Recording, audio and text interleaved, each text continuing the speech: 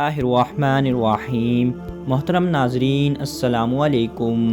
فرعون کی طاغوتی مشینری اس قدر ظالم اور بے رحم تھی کہ اپنے باقی رہنے کے لیے چھوٹے بڑے اور مرد و زن کسی پر بھی رحم نہ کرتی تھی۔ فرعون نے اپنے محل میں اپنی بیٹیوں کی میک اپ کرنے کے لیے مخصوص عورتیں رکھی ہوئی تھیں، جن میں ایک حضرت عزریل کی زوجہ تھی اور حضرت عزقیل اس وقت تک حضرت موسیٰ علیہ السلام کی جانشینی اور عہدہ نبوت پر فائز نہیں ہوئے تھے اور ایک عام مومن کی حیثیت سے زندگی بسر کر رہے تھے۔ آپ کی زوجہ کے جنہوں نے اپنا ایمان پوشیدہ رکھا ہوا تھا، ایک دن وہ محل میں فرعون کی بیٹی کو میک اپ کرنے میں مشغول تھیں۔ اچانک ان سے ہاتھ سے کنگا گر گیا تو انہوں نے اپنی عادات کے مطابق بسم اللہ۔ فرعون کی بیٹی نے کہا، کیا اس کلمے سے تمہاری مراد میرا باپ فرعون تھا؟ زوجہ خضر نے کہا، نہیں، بلکہ اس سے میری مراد میرا تمہارا اور تمہارے باپ کا پروردگار ہے۔ فرعون نے کہا، میں یہ بات جا کر اپنے باپ کو بتاؤں گی۔ زوجہ عزقیل نے کہا، جاؤ بتا دو، مجھے کوئی ڈر نہیں۔ وہ اپنے باپ کے پاس گئی اور پورا واقعہ اس کے گوشے گزار کیا۔ فرعون نے زوجہ خضر اور ان کی اولاد کو طلب کیا اور ان سے کہا، تمہارا پروردگار کون ہے؟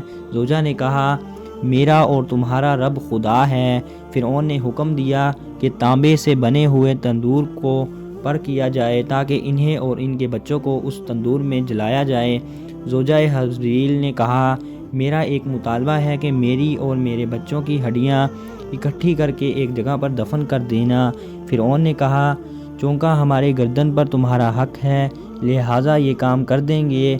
فرعون نے اس لیے کہا کہ زوجہ عزقیل اس کی خدائی کا اعتراف کر لے۔ حکم دیا کہ پہلے اس کے بچوں کو ایک ایک کر کے تندور میں ڈالتے جاؤ۔ اس کے حکم پر عمل ہوا، لیکن ان کے پاؤں میں لغویش تک نہ آئی اور فرعون کی خدائی کا اعتراف نہ کیا۔ آخر میں جب چھوٹے شیر خور بچے کی باری آئی تھی تو جلا دو، تو اس کی ماں کی گود سے بزور کھینچا، اسے بھی تندور میں پھینک دیا۔ اس وقت ماں مضطرب ہوئی تو بچے نے قدرت خدا سے کہا، اماں جان صبر کر، کام لے اور اپنے حق پر آ۔ اس کے بعد انہیں اور ان کے شیر خور بچے دونوں کو آگ میں پھینک کر جلا دیا گیا۔ رسول خدا صلی اللہ علیہ وسلم آسیہ زوجہ فرعون کا تعلق بنی اسرائیل کی محترم خواتین میں سے تھا۔ وہ مقدور طور پر خدائی حقیقی کی عبادت کرتی تھی۔ فرعون ان کے پاس آیا اور انہیں زوجہ اور ان کی اولاد کو شہید کی خبر دی۔ آسیہ کہنے لگی، افسوس ہے تم پر اے فرعون، کون سی چیز باعث بنی ہے کہ تو خدا کے مقابلے میں اس قدر جرأت مند اور گستاخ ہو گیا ہے؟ فرعون، گویا تم بھی اس جوزہ کی طرح دیوانی اور پاگل ہو گئی ہو۔ حضرت آسیہ نے کہا، میں دیوانی نہیں ہوئی، بلکہ میں خداوند متعال پر ایمان رکھتی ہوں کہ وہ میرا، تمہارا اور پوری کائنات کا پروردگار ہے۔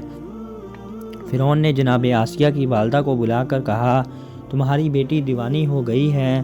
میں نے قسم کھائی ہے کہ اگر اس نے موسیٰ علیہ السلام کے خدا کا انکار نہ کیا تو میں اسے آگ میں جلا دوں گا، مار دیا۔ آسیہ نے تنہائی میں جناب آسیہ سے بات چیت کی کہ اپنی زندگی مت گواؤ اور اپنے شوہر سے موافقت اور صلح کر لو، لیکن جناب آسیہ نے اپنی ماں کے فضول باتوں کی پرواہ نہ کرتے ہوئے کہا، میں ہرگز خداوند متعال کا انکار نہیں کروں گی۔ فرعون کے حکم سے جناب آسیہ کے ہاتھ پاؤں زمین پر گڑی ہو کر 4 میخوں کے ساتھ باندھ کر سخت دھوپ میں مٹا دیے گئے اور ان کے سینے پر ایک بہت بھاری بھرکم پتھر رکھ دیا گیا، جس کی وجہ سے وہ مشکل سے سانس لے رہی تھی اور سخت شکنجے میں تھی۔ حضرت موسیٰ علیہ السلام ان کے قریب سے گزرے تو انہوں نے اپنی انگلیاں ہلا کر جناب موسیٰ علیہ السلام سے مدد طلب کی۔ حضرت موسیٰ علیہ السلام نے ان کے لیے دعا کی۔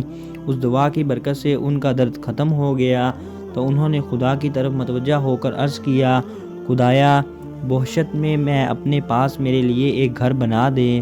اللہ تعالیٰ نے ان پر وحی بھیجی کہ اپنا سر اور اوپر اٹھاؤ۔ انہوں نے اپنا سر بلند کیا تو بہشت نے اپنے لیے مروہ ریت سے مزین ایک تیار گھر دیکھا تو مسکرا کر دین۔ فرعون نے حاضرین سے کہا، اس عورت کی دیوانگی دیکھیں کہ اتنے سخت شکنجے میں بھی مسکرا رہی ہے۔ بس اس طرح سے اس مہربان اور دلیر خاتون کی، جن کا حضرت موسیٰ علیہ السلام پر بہت زیادہ حق ہے اور مختلف مواقع